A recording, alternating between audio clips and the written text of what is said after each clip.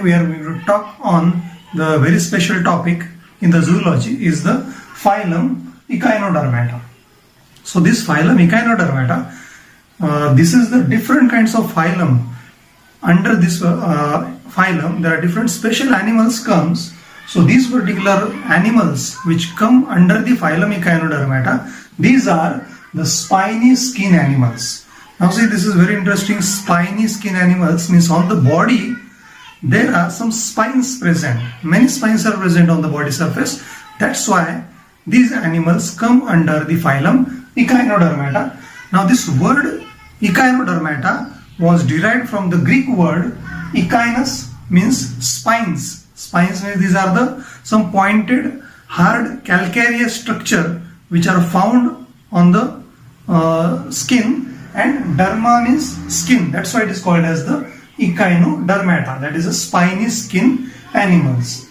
Now when we look at the habitat of this particular animal, so these Echinodermata animals, these are exclusively marine, means they are only found in a marine water. They are not found in the fresh water, they are not found on the terrestrial, they are only found in a marine water. Then next important feature of this Echinodermata, these are gregarious. Gregarious means they are found in a crowd. They are not found in single, they are found in a crowd. Then these are the free living. They are free living in a water, and some animal they are fixed to the certain solid substratum. Otherwise Echinodermata, these are the free living animals, and they are the slow moving animals. They are moving, but they are slowly moving animals. We will see how these particular animals move. Next important character about the symmetry. They are having a pentamerous radial symmetry. We can see the figure in the next view. Pentamerous radial symmetry. Above picture explain the pentamerous symmetry. In the middle diagram it exhibits the pentamerous symmetry. Then Drosophila, they exhibit the bilateral symmetry, and on the right hand side there is a spherical symmetry. So this is the difference between a symmetry. So this picture again explains the symmetry. On the left hand side, example starfish which comes under the phylum Echinodermata, they exhibit the pentamerous symmetry or radial symmetry. They having 5 arms. Then remember, larva is bilateral, but animal they exhibit the pentamerous symmetry. Then when we look at the body shapes, so in the Echinodermata there are tremendous diversity. So many species they comes under the phylum Echinodermata. So there are different body shapes are there. Some Echinodermata they are the globular in shape, some they are the spherical, some they are the discoidal, elongated, flattened. So these are the some body shapes exhibited by the phylum Echinodermata. You can see the body shapes in the next view. Okay, so this picture explain the different body shape. This one is the starfish. This one is also the starfish. They are having 5 arms, and in the each arm there are some systems are present. This is the sea urchin, which is globular or spherical in shape. See, there are different spines are present on the body surface. This is the sea cucumber. They are the bottom dweller animal. This is also the sea cucumber. They are the bottom dweller. Sea cucumber, it is elongated. They have an elongated body shape. Then when we see this particular animal, then they are having a 2 surface. Remember, this is important. Oral surface and aboral surface. Oral surface where the mouth is present, and aboral surface where the anus is present. So we will see some other characteristics. First of all, see some examples. There is a starfish. Remember, many people know the starfish, but actually it is not a fish, but this is the Echinodermata. So example of Echinodermata, starfish is there, then brittle star is there, then sea cucumber is there, and sea urchin is there. Sea urchin, it is very famous animal. It is used in the life sciences, in the genetics for the different experimental purposes. So these are some examples of the echinodermata. So there are tremendous diversity, as I can say. So there is a diversity for the size, shape, habit and habitat. So this is about some characteristics.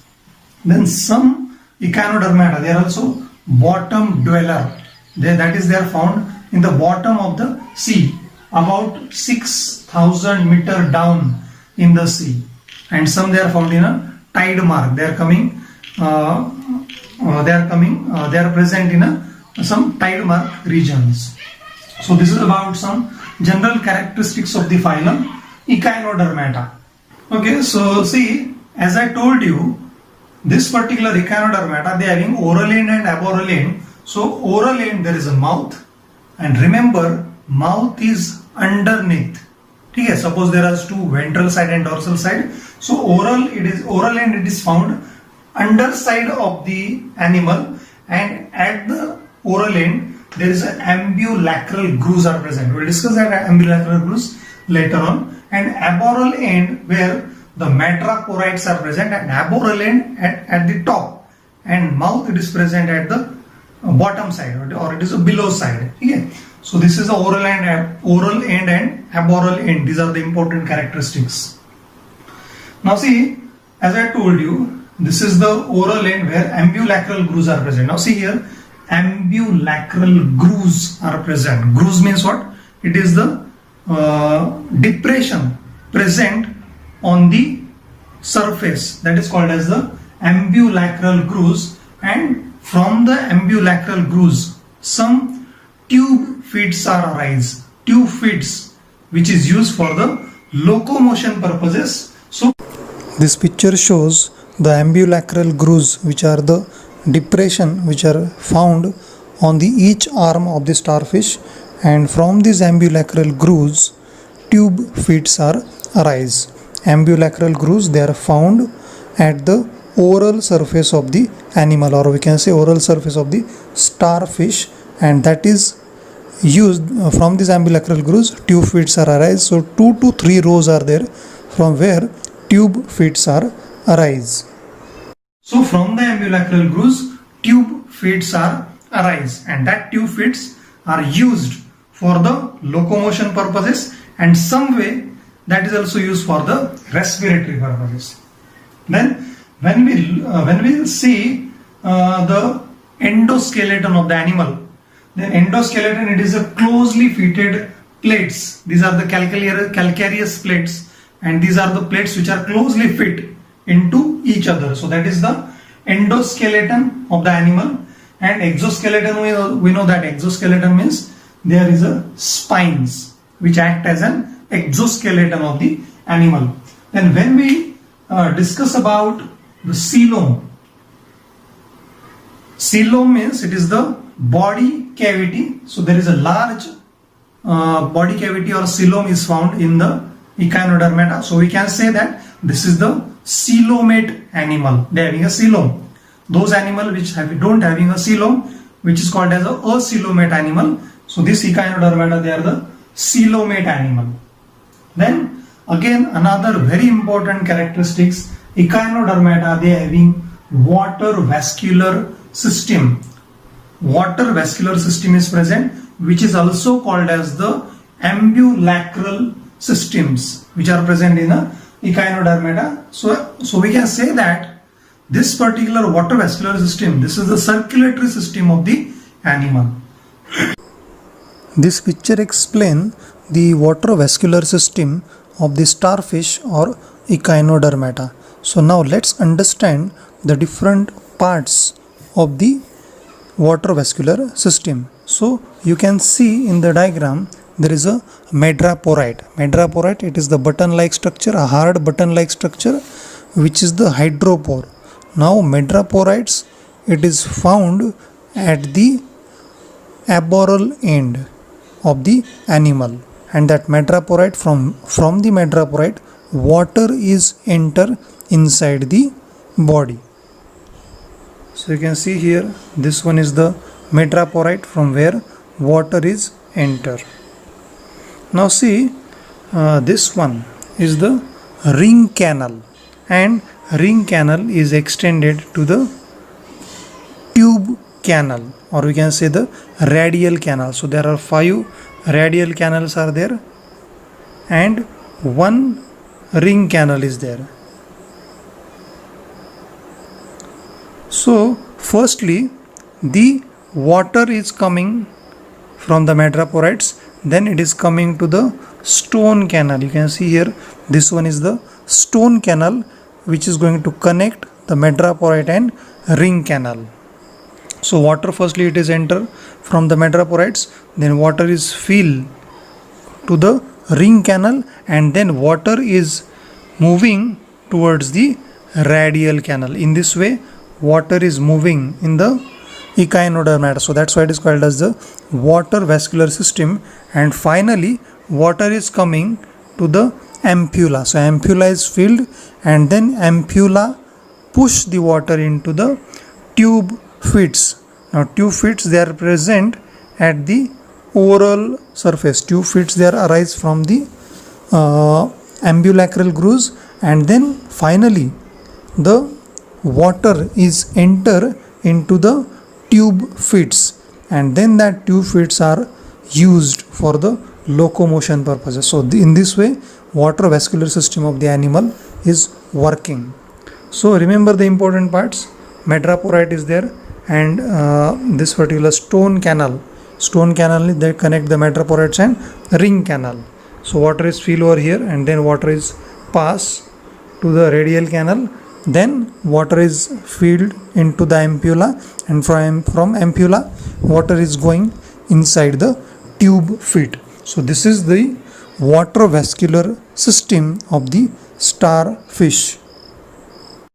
So this picture shows the madreporites and different parts of the starfish. This also shows the white button like structure, which is the madreporite. This one is also the madreporite, and these are the oral and aboral surface of the animal.